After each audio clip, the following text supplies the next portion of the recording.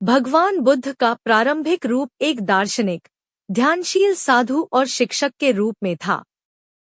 परंतु समय के साथ जैसे जैसे बौद्ध धर्म ने विभिन्न देशों, संस्कृतियों और परंपराओं में प्रवेश किया, बुद्ध की मूर्तियों और रूपों का धीरे धीरे देवी देवताओं जैसे रूपों में परिवर्तन हुआ। इस प्रक्रिया को देवत्वकरण, डिफिकेशन कहा जाता है।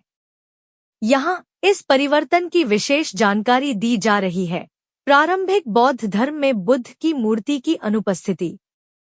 शुरू में बुद्ध को मूर्ति के रूप में नहीं दर्शाया जाता था। उनकी उपस्थिति को सिंहासन, पेड़, पच्चन या चक्र से दिखाया जाता था। यह शैली अनिकोनिक, एनिकोनिक कही जाती है। बुद्ध की मूर्तियों का प्रकट होना 102 सदी ई. गांधार और मथुरा कला में पहली बार बुद्ध की मूर्तियां बनने लगी। वे एक शांत, ध्यानमग्न योगी के रूप में दिखाए गए। फिर धीरे धीरे आभा मंडल, शारीरिक लक्षण, 32 महापुरुष लक्षण और मुद्राएं जोड़ी गईं। यह परिवर्तन बुद्ध को अलौकिक और देव सदृश बनाने की दिशा में पहला कदम था। महायान बौद्ध धर्म में बुद्ध का देवत्वकरण। महायान शाखा में बुद्ध को सिर्फ एक ऐतिहासिक व्यक्ति नहीं माना गया, बल्कि धार्मिक देवता बुद्ध को त्रिकाया सिद्धांत से समझाया गया। धर्मकाय बुद्ध का शाश्वत ब्रह्मांडीय रूप, संभोगकाय दिव्य रूप जिसमें वे स्वर्गों में निवास करते हैं, निर्माणकाय पृथ्वी पर जन्म लेने वाला ऐतिहासिक बुद्ध, अनेक बुद्धों का उदय, शाक्यमुनि बुद्ध, गौतम बुद्ध के अतिरिक्त अनेक बुद्धों को भी स्वीकार किया गया। अमिताभ बुद्ध, सुखावती लोक के स्वामी, वैरोचन बुद्ध, ब्रह्मांडीय बुद्ध, अक्षोभ्य बुद्ध, रतन संभव, अमोघ सिद्धि आदि 5 ध्यान बुद्ध। बोधिसत्वों का उदय, देवता जैसे सहायक। बोधिसत्व वे प्राणी हैं जो स्वयं निर्वाण पा सकते थे लेकिन दूसरों की मुक्ति के लिए जन्म लेते हैं। इनका स्वरूप भी देवी देवताओं जैसा बन गया। अवलोकितेश्वर करुणा के देवता, तिब्बत में चेनरेजिग, चीन में ग्वान यिन देवी। मंजुश्री प्रज्ञा के देवता, तारा देवी करुणा और रक्षा की देवी। 21 रूपों में, विशेषकर हरि और श्वेत तारा।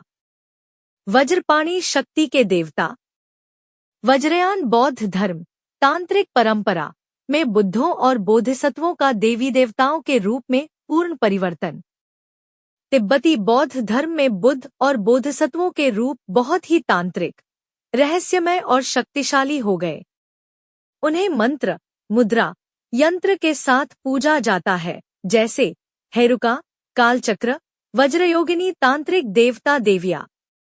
इन रूपों में वे रक्षक, संहारक या सिद्धि देने वाले होते हैं। आइकनोग्राफी में देवी देवताओं जैसे लक्षण। बुद्ध और बोधिसत्व मूर्तियां अब स्वर्ण आभा, मुकुट, रत्नाभूषण, वज्र, कमल, माला आदि से सज्जित होने लगी।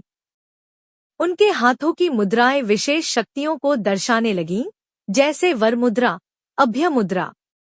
देवताओं की तरह पूजा पाठ, अर्चना शुरू हुई। हिंदू देवी देवताओं के साथ समन्वय। भारत में बौद्ध धर्म के पतन के समय बुद्ध को विष्णु के 9वें अवतार के रूप में स्वीकार किया गया। पुराणों में कुछ बुद्ध बोधिसत्वों की छवियां शिव, पार्वती, लक्ष्मी जैसी दिखने लगी। नेपाल, बांग्लादेश, तिब्बत और जापान में तो बुद्ध, देवी और तांत्रिक देवता आपस में मिश्रित रूपों में प्रतिष्ठित हुए। निष्कर्ष, बुद्ध की मूर्ति का देवता में रूपांतरण सांस्कृतिक, धार्मिक और भक्ति परंपरा के विकास का परिणाम है। यह रूपांतरण इस तरह हुआ: योगी गुरु, आदर्श पुरुष, ब्रह्मांडीय सत्ता, देवता, तांत्रिक रक्षक। यदि आप चाहें तो मैं इस विषय पर चित्र, तालिका या अलग अलग देशों जैसे चीन, जापान, तिब्बत में बुद्ध की मूर्ति के परिवर्तन का तुलनात्मक विश्लेषण भी दे सकता हूँ। आप किस रूप में जानकारी और विस्तार चाहते हैं?